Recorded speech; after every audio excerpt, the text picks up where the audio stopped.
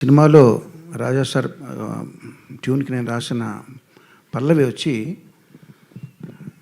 ఏదో ఏ జన్మలోదో ఈ పరిచయం, నీదో నీ వల్ల నాదో ఈ పరవశం, రాగం నీదై పల్లవి నాదై, చరణం చరణం కలిసిన వేళ పయనాలు ఏ హిమాలయాలకో అన్న పల్లవి. సాధారణంగా డైరెక్టర్ సిచ్యువేషన్ చెప్పినప్పుడు ఆ పాత్రలకి తగినట్టుగా, ఆ సన్నివేశాలకు తగినట్టుగా, కథకు తగినట్టుగా పాట రాయడం అనేది జరుగుతుందండి, ఏ రచయిత అయినా సరే. ఇది ఈ పర్టికులర్ పాట ఇది నా జీవితానికి కూడా సంబంధించింది మీకు చెప్పబోతున్నాను. ఎట్లాగంటే, నేను శ్రీ కేవి మహాదేవన్ గారి వీరాభిమాని అండి. నేను ఆయన పాటలు అంటే చాలా ఇష్టం, ప్రతి పాట కూడా తెలుసు ఆయన చేసింది. అట్లాంటి పరిస్థితుల్లో నేను కాలేజీలో చదువుకునే రోజుల్లో యుగంధర్ అనే ఒక సినిమా వచ్చింది. అందులో దాస్తే దాగేదా అనే పాట వినేటప్పుడు పర్టికులర్ థర్డ్ బీజియంలో, అంటే సెకండ్ చరణం ముందర వచ్చే బీజియంలో ఒక వైలన్ బీట్ వస్తుంది. వైలన్ బీట్ వినగానే ఇన్స్టాంట్గా ఒక దిగ్భ్రాంతి, ఒక ప్రేమలో పడి, ఎవరిది దీనికి మ్యూజిక్ అని చేస్తే ఇళయరాజా అని.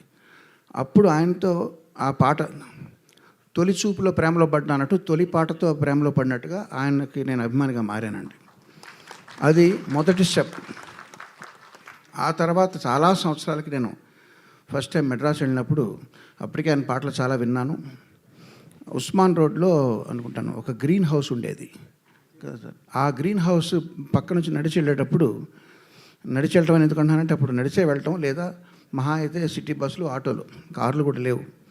ఇది ఇళయరాజా గారి ఇల్లు అంటున్నారు, ఇట్లా ఇదా ఎలా ఉంటుందా ఇళయరాజా గారి ఇల్లు అని ఒక విస్మయంతో, ఆశ్చర్యంతో, దాన్ని ఆరాధనాభావంతో చూడడం. అది నెక్స్ట్ స్టెప్. అంటే ఆయన ఉన్న సిటీకి వెళ్ళడం అనేది నెక్స్ట్ స్టెప్.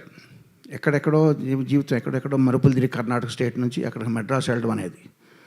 తర్వాత ఆయన ప్రత్యక్షంగా కలిసే భాగ్యం కలిగింది. దానికంటే ముందర ఎస్ రాజేశ్వరరావు గారి ఆఖరి అబ్బాయి కోటి అని ఉన్నాడు. ఆ కోటికి డిస్కో విజన్ అనే ఒక మ్యూజిక్ షాప్ ఉంది పానగల్ పార్క్ పక్కన. అక్కడ క్యాసెట్లు కొనుక్కోవడానికి వెళ్ళినప్పుడు పయనంగల్ ముడివిదిల్లై అనే తమిళ సినిమా తాలూకు ఎల్పి ఇక్కడ ప్లే చేస్తూ ఉండేవాళ్ళు. అందులో ఒక్కొక్క పాట ఒక్కొక్క ఆణిముత్యం. అవి వింటూ ఇది కదా సంగీతం అంటే, ఎలాగా ఎంత అద్భుతం అని అక్కడ మళ్ళీ దిగ్భ్రాంతికి గురి చెందడం, ఆరాధనాభావం పెరగడం, అదొక స్టెప్. అయితే తర్వాత అన్వేషణ రిలీజ్ అయిందండి వంశీ గారిది. అందులో కీరవాణి అనే ఒక పాట ఉంది. అది విజేంద్ర ప్రసాద్ గారు ఆ పాట ప్లే చేసి ఆయన కొన్నారు క్యాసెట్ బజార్కి వెళ్ళి. ఒరే ఈ పాట చూడు, ఇట్లా నువ్వు ఎప్పటికన్నా కంపోజ్ చేయగలవా అని చెప్పి నన్ను తిట్టారు. ఇది ఆర్కెస్ట్రేషన్ చూడని చెప్పి. ఆ పాట ఎంత అద్భుతంగా ఉందంటే, అద్భుతంగా ఉండడం అనే ఫీలింగ్తో పాటు భయం కూడా కలిగింది. ఎందుకంటే ఆయన తిడుతున్నారు ఒక పక్క నుంచి. చాలా భయం వేసింది, అసలు ఏంటి ఇళయరాజా గారు అని చెప్పి. సో అది ఒక స్టెప్. అయితే తర్వాత చాలా సంవత్సరాలకి నేను చక్రవర్తి గారి దగ్గర పనిచేసేటప్పుడు వేటూరు సుందరామూర్తి గారు ప్రసాద్ స్టూడియోకి ఆయన కంపోజర్ తీసుకెళ్లారు.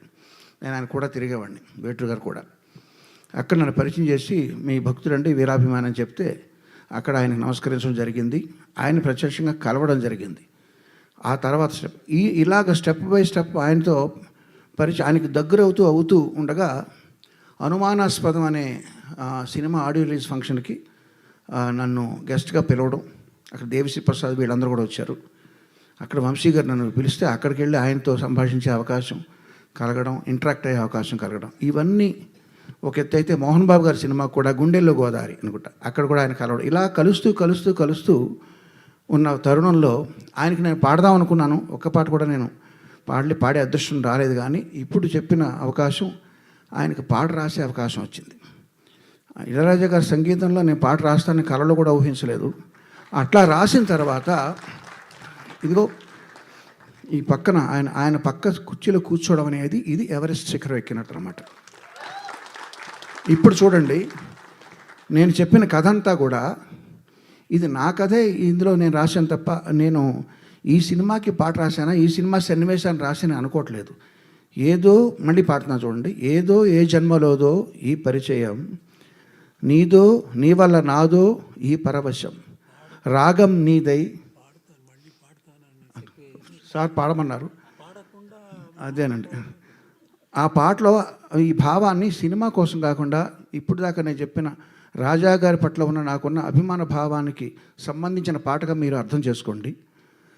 ఏదో ఏ జన్మలోదో ఈ పరిచయం నీదు మీదో మీ వల్ల నాదో ఈ పరవశం రాగం మీదై పల్లవినాదై చరణం చరణం కలసిన వేళ పయనాలు ఏ హిమాలయాలకో. ధన్యవాదాలు సార్. ఈ అవకాశం నాకు ఇప్పించిన రూపేష్, పవన్ వారికి నాకు పరిచయ వారధిగా నిలిచిన మా మిత్రుడు చైతన్య ప్రసాద్ గారికి ప్రత్యేక ధన్యవాదాలతో మీ అందరికీ కూడా శుభాకాంక్షలు. రాజా గారు నా గాడ్ ఫాదర్ లాంటి ఆయన. నా కెరీర్లో మొదటి 2 సంవత్సరాలు ఆయన మ్యూజిక్ నేను కాపీ కొడుతూ, కాపీ అంటే కాపీ కాదు, ఇన్స్పిరేషన్ తీసుకుంటూ, మీరు వినండి, ఫస్ట్ 2 ఇయర్స్లో నేను చేసిన పాటని కూడా రాజా గారిని ఇన్స్పైర్ అయ్యి ఆ స్టైల్లో ఉంటుంటాయి. తర్వాత ఎవరి స్టైల్ వాళ్ళకి వస్తూ ఉంటుంది.